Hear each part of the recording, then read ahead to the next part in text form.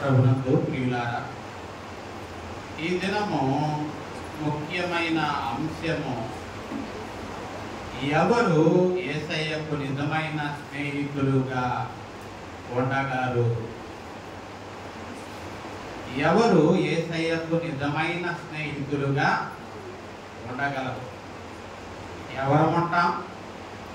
ఎవరముంటామంటే ఎవరైతే యేసయ్య పాదాల దగ్గర కూర్చుంటారో వారే యేసయ్యకు నిజమైన స్నేహితులు. ఎవరు యేసయ్యకు నిజమైన స్నేహితులు? యేసయ్య పాదాల దగ్గర కూర్చోవడానికి ఇష్టపడతారు. వారు యేసయ్యకు నిజమైన స్నేహితులుగా ఉండగలుగుతారు. రెండవది, ఎవరైతే దేవుని చిత్తమును జరిగిస్తారు, తమ చిత్తాన్ని ప్రక్కన పెట్టి దేవుని చిత్తాన్ని వారి జీవితాలలో దేవుని చిత్తాన్ని జరిగిస్తారు, దేవుని చిత్తానికి లోబడతారో వారే యేసయ్యకు నిజమైన స్నేహితులుగా ఉండగలుగుతారు. మనం దైవ గ్రంథంలో మనం చూస్తే యేసయ్య పాదాల దగ్గర కూర్చొని ఒక వ్యక్తిని మనం చూస్తాం.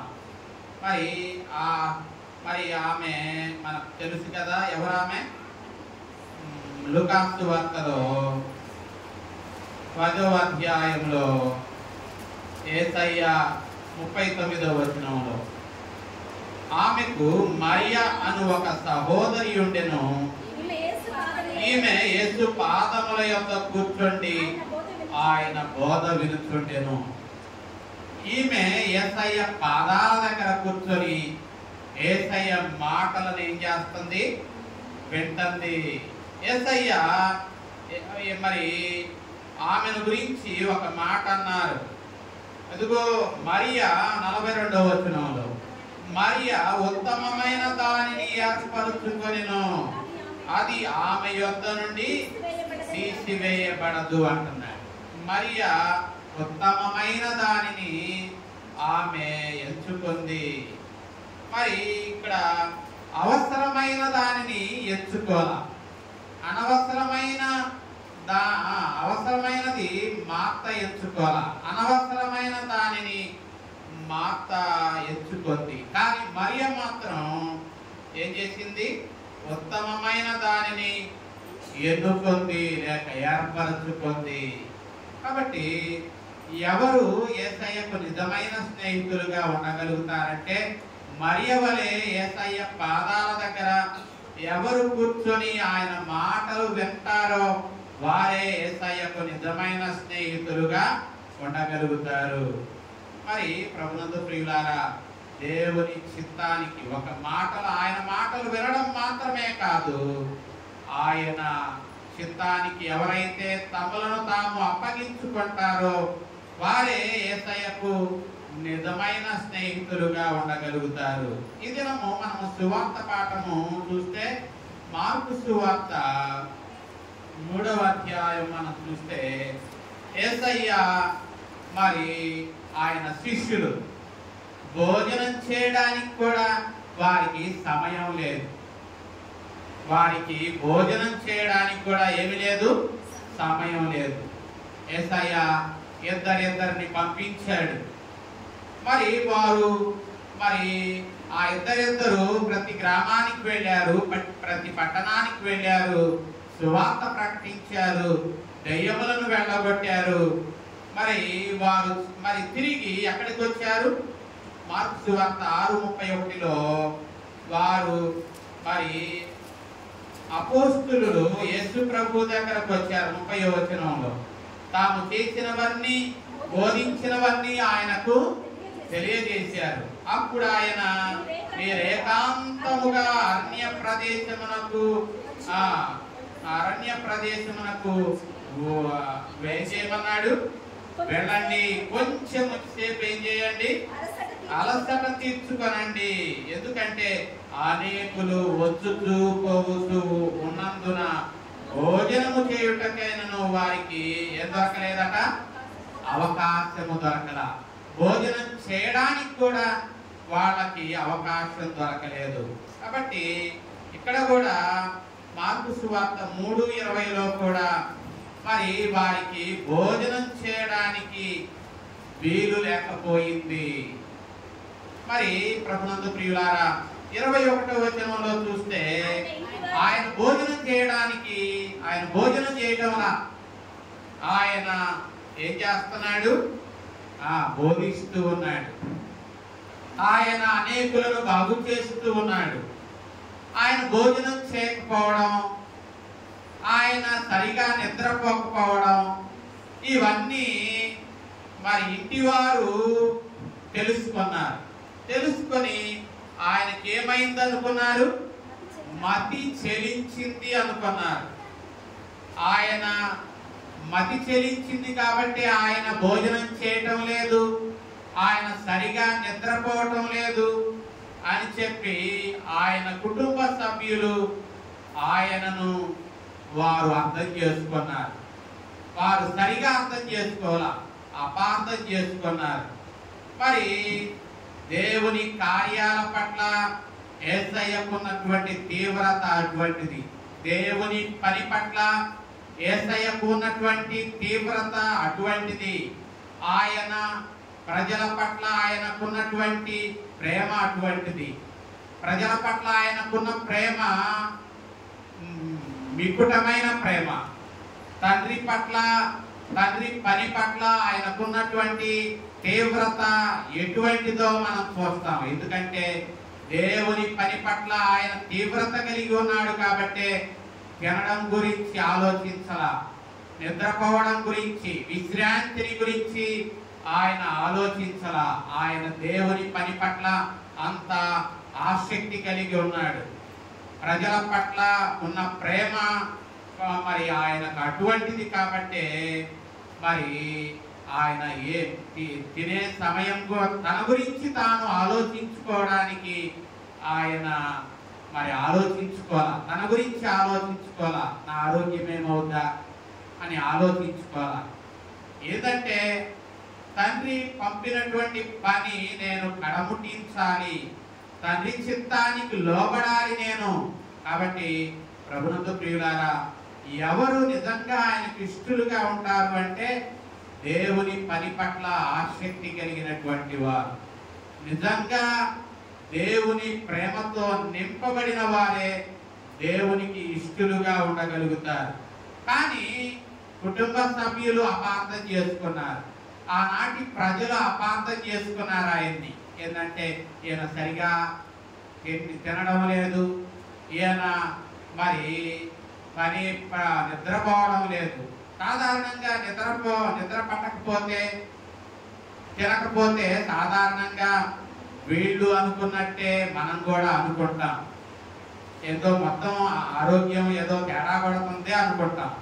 కానీ యేసయ్యకు మరి ఆయన మతిలో ఆయన మరి ఇలా ఎందుకు ప్రవర్తిస్తూ ఉన్నాడు అంటే ఆయన దేవుని పని పట్ల ఆయనకున్నటువంటి ఆసక్తి అటువంటిది. ప్రజల పట్ల మరి ప్రజలకు దేవుని మాటలు తెలియచేయాలి అన్న ఆశ ఆయన తనదు గురించి తాను ఆలోచించకుండా మరి ఆయన ముందుకు సాగుతూ ఉన్నాడు.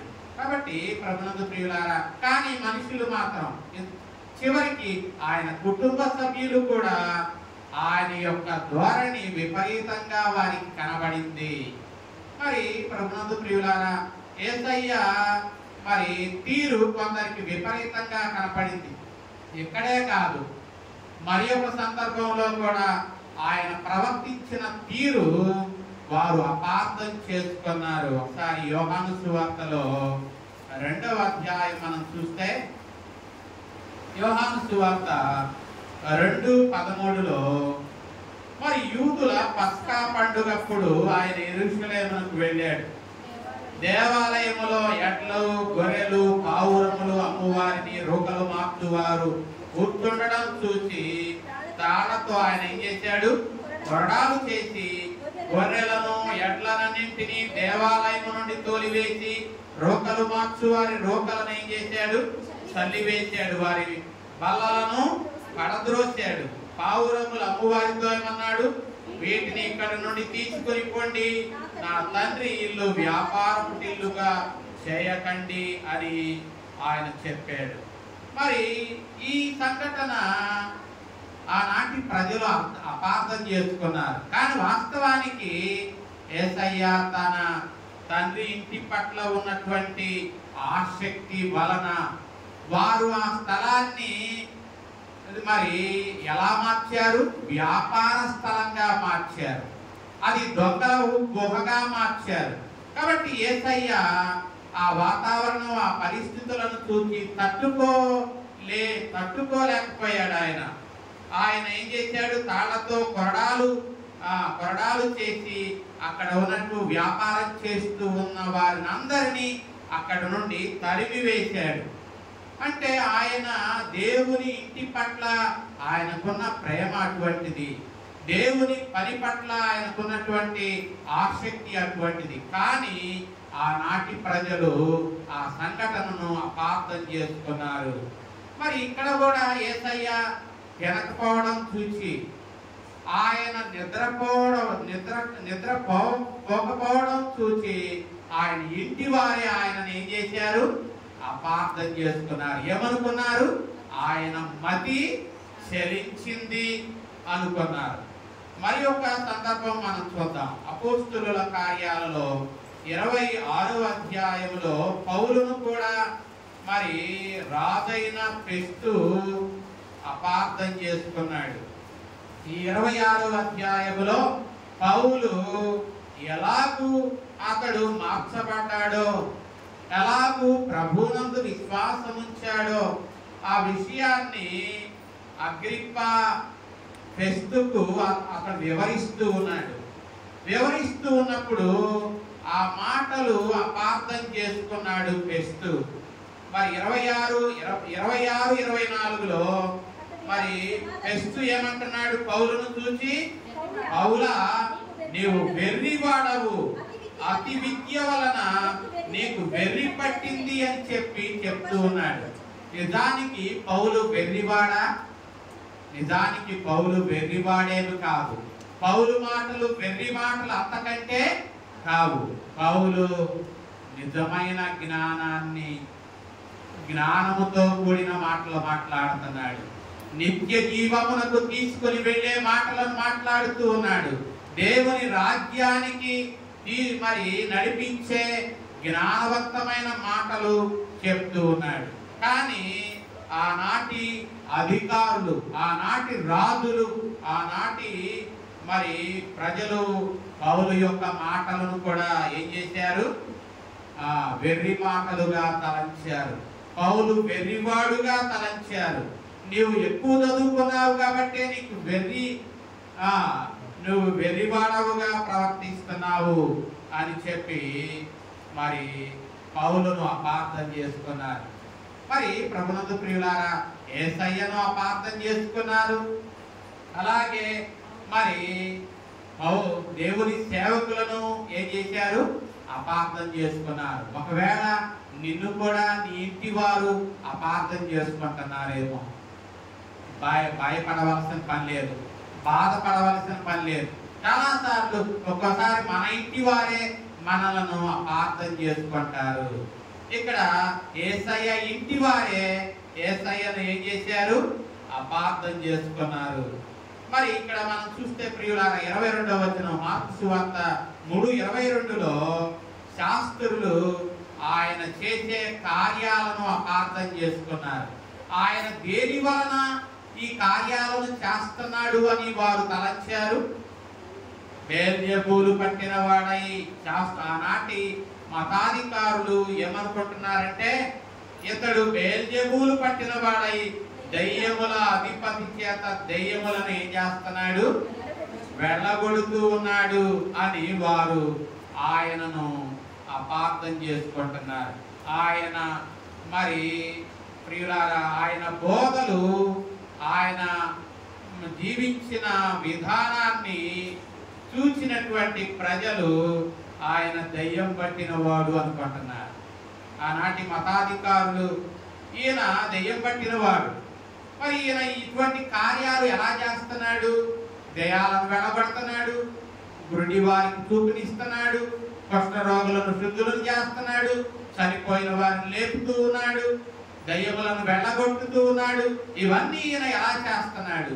దయ్యముల ప్రభావము చేత, దయ్యపు శక్తి వలన ఆయన ఈ కార్యాలు చేస్తున్నాడు అని చెప్పి ఆయనను గురించి వారు తలంచారు. కాబట్టి యేసయ్య దినాలలో యేసయ్యను గురించి ప్రజలు రకరకాలుగా ఆయనను తలంచారు. కొందరేమో ఆయన పిచ్చివాడు అన్నారు, కొందరు వెర్రివాడు అన్నారు, కొందరు దెయ్యం పట్టినవాడు అన్నారు, కొందరు మోసగాడు అన్నారు, మరికొందరు ఈయన మోసగాడైతే, ఈయన దెయ్యం పట్టిన వాడైతే ఇటువంటి కార్యాలను ఎలా చేస్తాడు అని మరికొందరు అన్నారు. కాబట్టి ప్రభునందు ప్రియులారా, మనలను గురించి ప్రజలు సరిగా అర్థం చేసుకోలేకపోవచ్చు. వారు అర్థం చేసుకోలేనంత మాత్రాన మనము తప్పుడు వారము కాదు. వారు మనల్ని సరిగా అర్థం చేసుకోనంత మాత్రాన మనం తప్పు చేసినట్లు కాదు. ఒక్కోసారి మనం మంచి చేసిన ప్రజలు ఏం చేస్తారు? తప్పు చేస్తారు.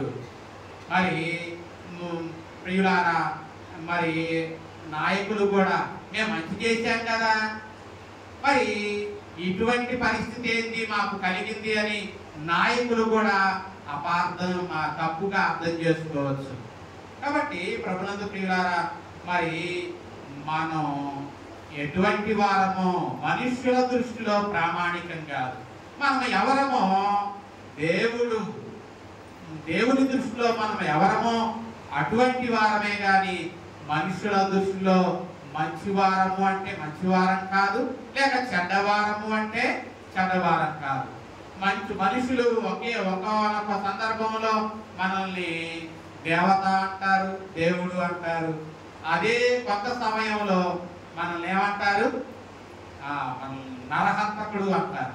బైబిల్లో అలాగా అన్న సందర్భం ఏమైనా ఉందా అంటే ఉంది. ఒకసారి అపోస్తలుల కార్యాలు 28వ అధ్యాయం మనం చూస్తే అక్కడ పౌలు గురించే ఆనాటి ప్రజలు అపార్థం చేసుకున్నారు కదా.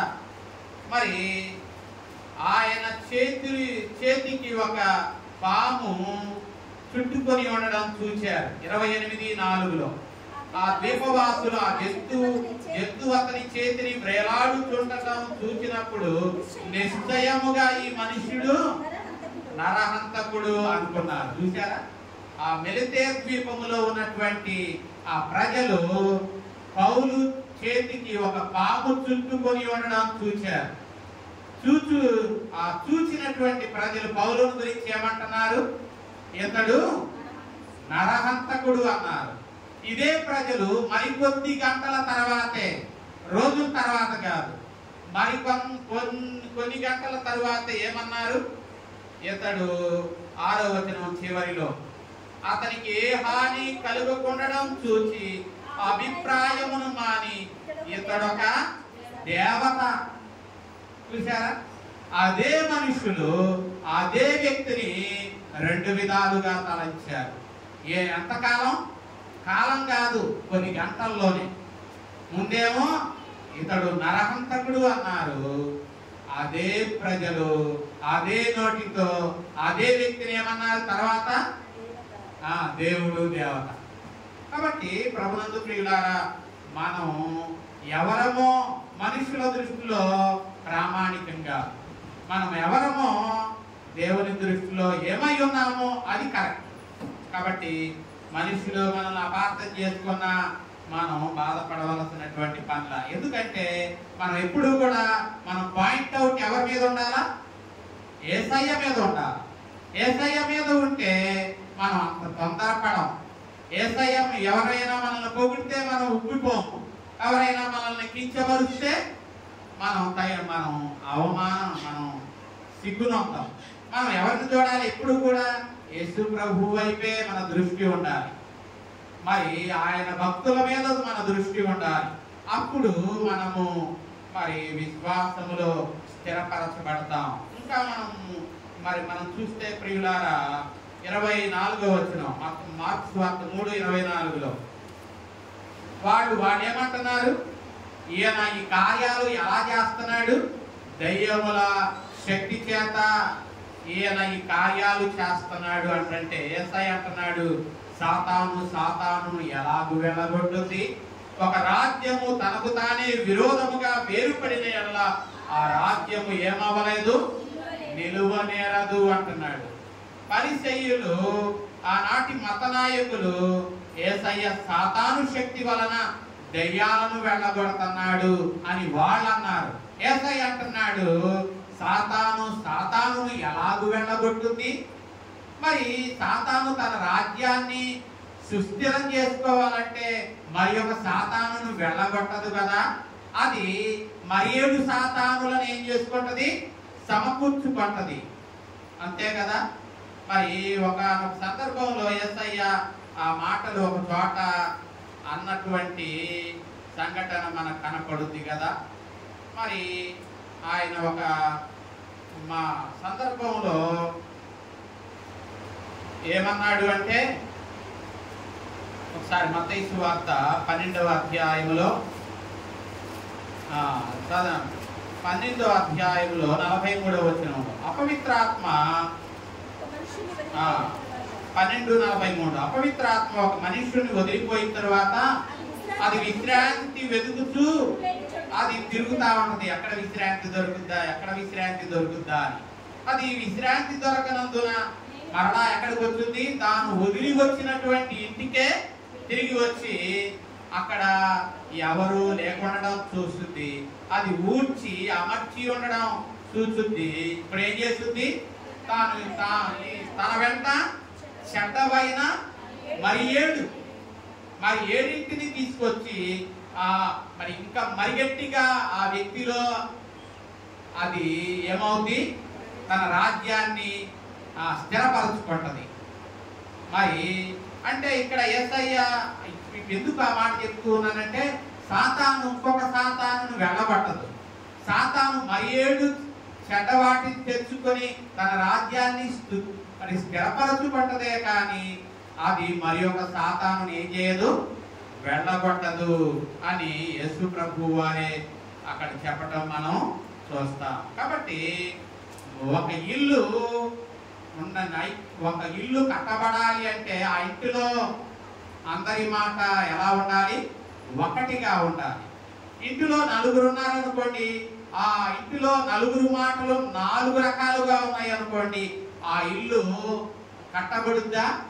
ఆ ఇంటిలోని వారు మరి ఐకమత్యంగా ఉండగలుగుతారా? ఉండలేరు. మరి ఆ ఇంటిలో అందరి మాట, అందరి భావన, అందరి ఉద్దేశాలు ఒకటిగా ఉంటే ఆ ఇల్లు ఏమవుద్ది, కట్టబడుద్ది. కాబట్టి ప్రభునందు ప్రియులారా, యేసయ్య మరి ఈ విషయాన్నే చెప్తూ ఉన్నాడు. 25వ వచనం, ఒక ఇల్లు తనకు తానే విరోధముగా వేరుపడిన ఎడల ఆ ఇల్లు ఏమవదట, నిలువలేదు అంటున్నాడు. కాబట్టి ప్రభునందు ప్రియులారా, సాతానును వెళ్ళగొట్టదు. సాతాను మరికొన్ని దురాత్మలను తెచ్చుకొని తన రాజ్యాన్ని, తన మరి ఆధారాన్ని స్థిరపరచుకుంటది. కాబట్టి ప్రభునందు ప్రియులారా, యేసయ్య చేసిన ప్రతి కార్యము కూడా దేవుని ఆత్మ సహాయము చేతనే ఆయన చేశాడు, పరిశుద్ధాత్మ శక్తి చేతనే ఆయన చేశాడు. దయ్యాలను వెళ్ళగొట్టిన, మరి రోగులను స్వస్థపరిచిన, ఆయన మనుషులు చేయలేని గొప్ప కార్యాలు ఆయన చేసిన, అవన్నీ ఆయన దేవుని ఆత్మ సహాయం చేత చేశాడే గాని ఆయన సాతాను శక్తి చేత ఏ కార్యము చేయల. ఆ విషయాన్ని నమ్మనటువంటి మరి ఆనాటి మత నాయకులు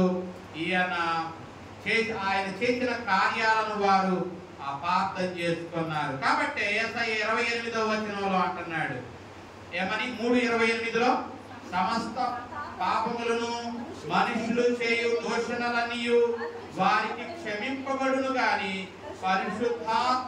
పరిశుద్ధాత్మ విషయమై దోషణ చేయువాడు ఎప్పుడును క్షమాపణ పొందక నిత్య పాపము చేసిన వాడై ఉండునని మీతో నిశ్చయముగా చెప్పుచున్నాను అంటున్నాడు. కాబట్టి ప్రభునందు ప్రియులారా, ఇక్కడ యేసయ్య మరి మా కార్యాలను వాళ్ళు అపార్థం చేసుకున్నారు. ఆయన ఈ కార్యాలను ఎలా చేస్తున్నాడు? సాతాను శక్తి వలన ఆయన ఈ కార్యాలను చేస్తున్నాడు. వాస్తవానికి యేసయ్య సాతాను యొక్క తలను చితకదొరకడానికి ఆయన ఈ లోకానికి వచ్చాడు. మరి ఆది కాండంలో మనం ఇందాక చూసాం కదా, ఆ ఆది కాండం పాత నిబంధనలో ఆది కాండం 3వ అధ్యాయంలో మరి అక్కడ యేసయ్య ఈ లోకానికి ఎందుకు వచ్చాడు? మరి అక్కడ 3వ అధ్యాయంలో 15వ వచనం మనం చూస్తే 3:15లో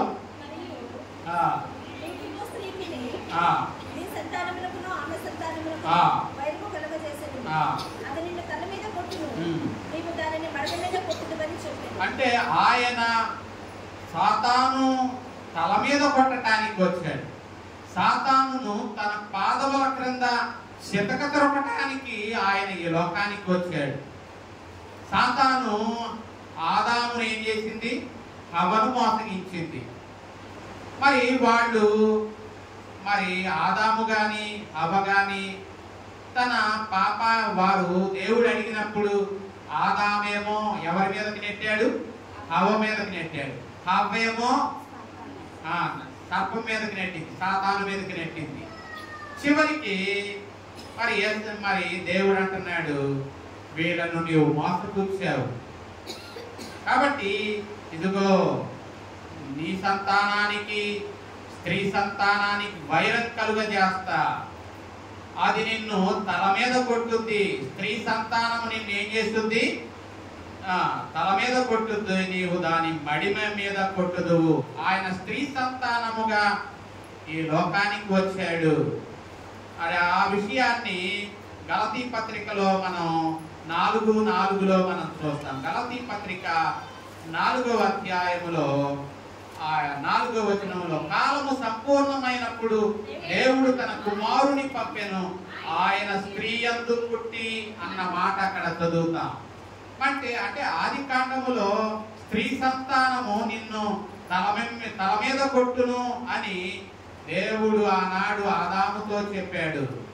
మరి ఇప్పుడు ఆయన కాలము పరిపూర్ణమైనప్పుడు దేవుడు ఆయనను స్త్రీ యందు మరి పుట్టాడు. ఆయన దేవుడు తన కుమారుని పంపాడు. ఏ రీతిగా పంపాడు? ఆయన స్త్రీ యందు ఆయన పుట్టాడు. ఆయన స్త్రీ సంతానముగా సాతాను యొక్క శిరస్సును ఏం చేశాడు? చితకద్రొక్కాడు. అందుకనే పౌలు కూడా రోమా పత్రికలో చివరి అధ్యాయంలో అంటాడు ఒక చక్కని మాట. ఏమంటాడు? చివరి అధ్యాయంలో 20వ వచనంలో, రోమా పత్రిక 16:20లో, సమాధానకర్తయగు దేవుడు సాతానును నీ కాళ్ళ క్రింద శీఘ్రముగా ఏం చేస్తాడు? చితకద్రొక్కించును. మరి దేవుడు మరి మనల్ని ఏం చేస్తాడు? దేవుడు అంటున్నాడు, సాతానును ఆనాడు స్త్రీ సంతానముగా వచ్చినటువంటి యేసయ్య వారి యొక్క తల మీద కొట్టాడు. మీరు కూడా వాడిని ఏం చేయండి? శీఘ్రముగా మీ కాళ్ళ క్రింద వారిని త్రొక్కిస్తాడు. ప్రతిదినము వాడిని మనం త్రొక్కాలి. వాని యొక్క యేసయ్య ఏ రీతిగా వాని యొక్క తల మీద కొట్టాడో ప్రతిదినము మనము సాతానుని చితక త్రొక్కవలసినటువంటి వారంగా ఉన్నాం. మరి ఇక్కడ మనం చూస్తే యేసయ్య చేసిన కార్యాలను ఆనాటి ప్రజలు అపార్థం చేసుకున్నారు. కానీ మనం అపార్థం చేసుకోకూడదు. దేవుని కార్యాలను అపార్థం చేసుకుంటే క్షమాపణ ఉండదు అని చెప్పి యేసు ప్రభు స్పష్టంగా చెప్తూ ఉన్నాడు. మరి సాతాను మనకంటే బలవంతుడా బలహీనుడా? బలవంతుడు, మనకంటే బలవంతుడు. మరి వాడిని మనం ఎలాగ జయించగలం? సాతాను మనం ఎలా జయించగలం? మన శక్తి చేత మనము జయించలేము. మరి ఎలాగ జయించగలమంటే ఒక మాట చెప్తూ ఉన్నాడు, దేవునికి లోబడి ఉండుడి, అపవాదిని ఎదిరించుడి, అప్పుడు వాడు మీ యొద్ద నుండి పారిపోవును. ఏమంటున్నాడు? దేవునికి లోబడితే అప్పుడు అపవాదిని మనం ఏం చేయగలుగుతాం? ఎదిరించగలుగుతాం, వాడిని జయించగలుగుతాం. మనం దేవునికి లోబడకుండా, దేవుని చిత్త ప్రకారం నడుచుకోకుండా అపవాదిని మనం వెళ్ళగొట్టాలంటే వెళ్ళగొట్టగలుగుతామా? వెళ్ళగొట్టలేము. వెళ్ళగొట్టాలని ప్రయత్నించారు కొందరు. అపోస్తలుల కార్యాలలో కొంతమంది 19వ అధ్యాయంలో, అపోస్తలుల కార్యాలు 19వ అధ్యాయంలో దేవునికి లోబడకుండా, దేవుని చిత్త ప్రకారం నడుచుకోకుండా వారు దెయ్యాన్ని వెళ్ళగొట్టాలి అనుకున్నారట. అపోస్తలుల కార్యాలు 19వ అధ్యాయము 15వ వచనంలో, అందుకు ఆ దెయ్యము, నేను యేసును గుర్తెరుగుదును, పౌలును కూడా ఎరుగుదును, కానీ మీరెవరని అడుగగా ఆ దయ్యం పట్టిన వాడు ఎగిరి వారి మీద పడి వారిలో ఇద్దరిని లొంగదీసి గెలిచెను. అందుచేత వారు దిగంబరులై గాయములు తగిలి ఆ ఇంట నుండి, చూసారా, మనం సైతాన్ని మన శక్తి చేత మనం వాడిని జయించలేము. ఒకవేళ జయించాలి అని ప్రయత్నం చేస్తే అలాగే ఉంటుంది. దేవునికి లోబడకుండా మరి పౌలు శీలలు దెయ్యాలను వెళ్ళబడతంటే వీళ్ళు అనుకున్నారు మనం కూడా వెళ్ళబడదాము అని చెప్పి ప్రయత్నం చేశారు. అప్పుడు ఆ దెయ్యం అంటుంది, ఆ వ్యక్తిలోని ఆ పట్టిన దెయ్యము ఆ వ్యక్తికి పట్టింది, ఆ పట్టిన వారిలో నుండి మాట్లాడుతుంది. ఏమని? ఇదిగో నేను యేసును ఎరుగుదును, పౌలును కూడా ఎరుగుదును, మీరెవరు అని ఆ దెయ్యం పట్టిన వాడు ఎగిరి ఏం చేశాడట? ఆ దెయ్యాలను వెళ్ళగొట్టాలి అనుకున్నారే వారిని ఏం చేశారు? వారిని లొంగ తీసుకొని వారిని గెలిచారు. వారు దెబ్బలతో అమ్మ చావు తప్పి కన్నులు ఒట్టపోయింది అన్నట్టు అంటారే, అట్టాగు ఆ ప్రదేశం నుండి వారు పారిపోయారు. మనం పారిపోకూడదు. మనం వాడిని ఏం చేయాలా? పారిపోయేటట్లు చేయాలా. ఎలా చేయగలం? దేవునికి లోబడితే, దేవుని చిత్త ప్రకారం మనం నడుచుకుంటే అపవాదిని ఎదిరించగలుగుతాం. అప్పుడు వాడు మన యుద్ధ నుండి ఏం చేస్తాడు? పారిపోతాడు. కాబట్టి ప్రభునందు ప్రియులారా, మరి ఇక్కడ మరి యేసయ్య అంటున్నాడు, యేసయ్య మొదట అపవాదిని 27వ వచనంలో, మార్క్స్ వార్త 3:27లో బలవంతుడైన వానిని మొదట ఏం చేయాలా? బంధించాలి. బలవంతుడు సాతాను, వాణ్ణి మనం ఏం చేయాలా? బంధించాలి. ఆ బలవంతుడిని బంధిస్తేనే వాని ఎంత దొచ్చి వాని సామాగ్రిని మనం ఏం చేయగలుగుతాం? దోచుకోగలుగుతాం. ఆ పని మనం చేయగలమా? చేయలేము. మరి బలవంతుడు సాతాను, అంతకంటే బలవంతుడు దేవుడు. కాబట్టి ఆ బలవంతుడైన దేవుడు సాతాను ఏం చేశాడు? బంధించాడు. బంధించి వాని దగ్గర ఉన్నటువంటి వాటిని ఏం చేశాడు? సామాగ్రిని దోచుకున్నాడు. అంటే సామాగ్రి అంటే వస్తువులని అనిగా, వాని వశములో ఉన్నటువంటి మనుష్యులు. కాబట్టి ఇంతకు ముందు మనుషులు ఎవరి వశములో ఉన్నారు? యేసయ్య సాతానును బంధించక మునుపు మనుషులు సాతాను వశములో ఉన్నారు. కాబట్టి యేసయ్య వచ్చాడు, సాతానును బంధించాడు, వాని వశములో ఉన్నటువంటి మనుషులను ఏం చేశాడు? విడిపించాడు. అందుకనే యేసయ్య మరి విడిపించడానికే కదా ఈ లోకానికి వచ్చాడు. అదే విషయాన్ని ప్రవక్త అయిన యెషయా 61వ అధ్యాయంలో అంటాడు, ప్రభువుకు ఆత్మ నా మీదికి దిగి వచ్చింది, ఎందుకు? దీనులకు సువర్తమానము ప్రకటించుటకు. ఆయన నన్ను అభిషేకించాడు, నలిగిన హృదయము గల వారిని దృఢపరచుటకును, చెరలో ఉన్న వారికి విడుదలను, బంధింపబడిన వారికి విముక్తిని ప్రకటించుటకును ఆయన నన్ను అభిషేకించాడు అన్నాడు. అంటే ఇక్కడ దాని అర్థము బంధింపబడిన వారికి, చెరలో ఉన్న వారికి విడుదలనివ్వడానికే యేసయ్య ఈ లోకానికి వచ్చాడు. బలవంతుడు సాతానుడు. ఆ బలవంతుడైనటువంటి సాతానును ఆయన దేవుని ఆత్మ సహాయము చేత ఆయన వారిని బంధించాడు. వారి బంధకములలో ఉన్నటువంటి మనుషులను ఏం చేశాడు? విడిపించాడు. ఆ రీతిగా సాతాను వశము నుండి మనలను ఆయన విడిపించి తన స్వకీయ సంపాద్యముగా మనలను ఏం చేసుకున్నాడు. కాబట్టి ప్రభునందు ప్రియులారా, మరి మనం దేవునిని స్తుతించాలి. దేవుడు మనలను సాతాను చెర నుండి మనలను విడిపించాడు. సాతాను బంధకముల నుండి మనలను విడిపించాడు. కాబట్టి ఎప్పుడూ కూడా పరిశుద్ధాత్మకు విరోధమైనటువంటి పని మనము చేయకూడదు. ఎందుకంటే పరిశుద్ధాత్మకు విరోధంగా మనము ఏది జరిగించినా మనము క్షమాపణ పొందక నిత్య పాపము చేసిన వారం అవుతాము.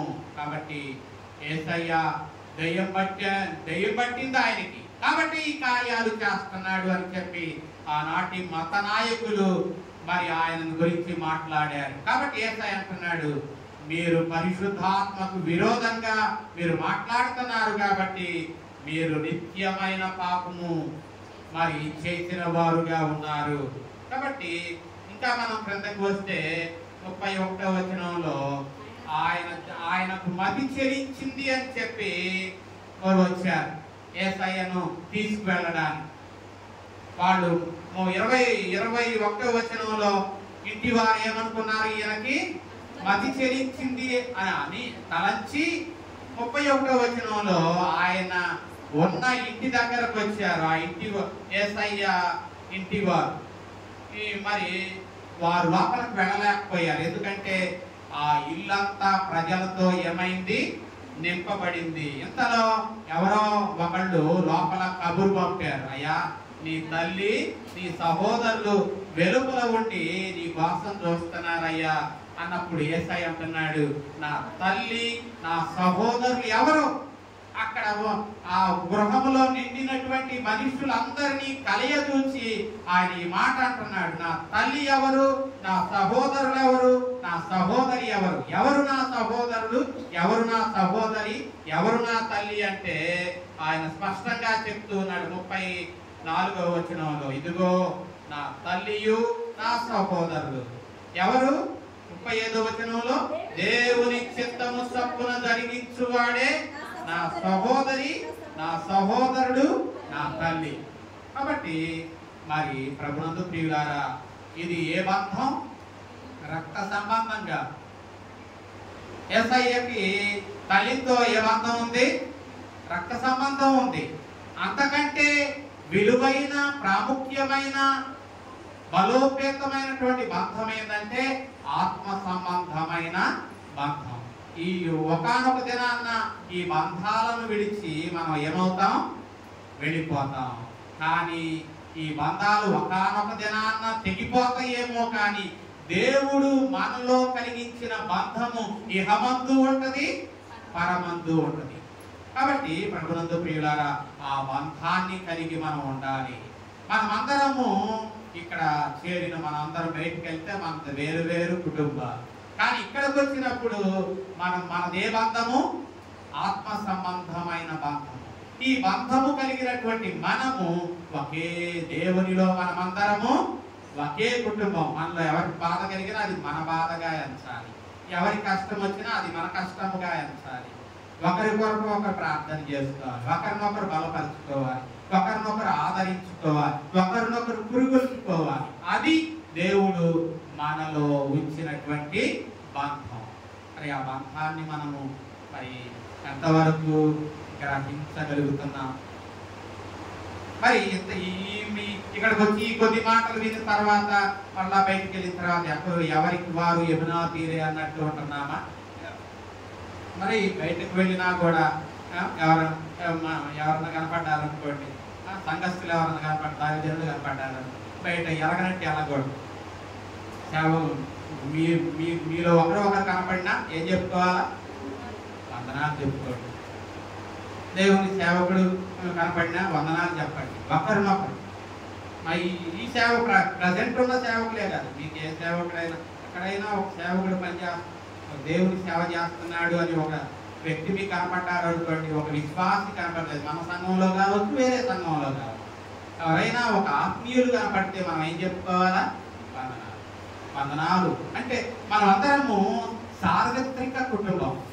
సంఘంలో ఉన్న వారితో మాత్రమే వందనాలు కాదు, ఎక్కడగానే ఈ సార్వత్రిక సంఘంలో ఎవరు మనం ఎరుకైన వారుగా ఉన్నప్పటికీ వారందరికీ మనం ఎక్కడ కనపడినా మనం వందనాలు చెప్పాలి. ఎందుకంటే మనం అందరము క్రీస్తులో ఒక్క కుటుంబము కాబట్టి. ప్రభునందు ప్రియులారా, మరి ఈ దినము అంశం అది, ఎవరు యేసయ్యకు నిజమైన స్నేహితులుగా ఉండగలరు? ఎవరు ఉండగలుగుతారు? ఎవరైతే యేసయ్య పాదాల దగ్గర కూర్చోవడానికి ఇష్టపడతారో, ఎవరైతే దేవుని యొక్క చిత్తాన్ని జరిగించడానికి ఇష్టపడతారో వారే యేసయ్యకు నిజమైన స్నేహితులుగా ఉండగలుగుతారు. అట్టి కృప పరిశుద్ధాత్మ దేవుడు మనకు అనుగ్రహించునుగాక. ఆమేన్. సమస్త జ్ఞానానికి మించిన దేవుని సమాధానము యేసుక్రీస్తు వలన మన హృదయములకును తలంపులకును కావలి ఉండి నడిపించునుగాక.